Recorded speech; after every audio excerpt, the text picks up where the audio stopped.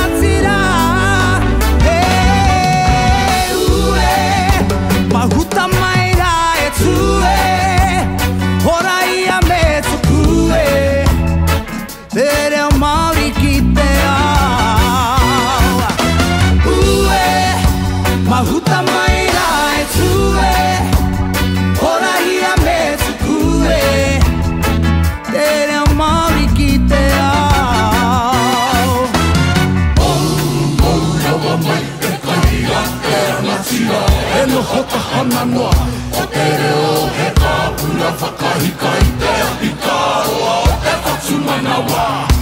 E whākai riri nana I ore rā I te kōngata, o te pitongata.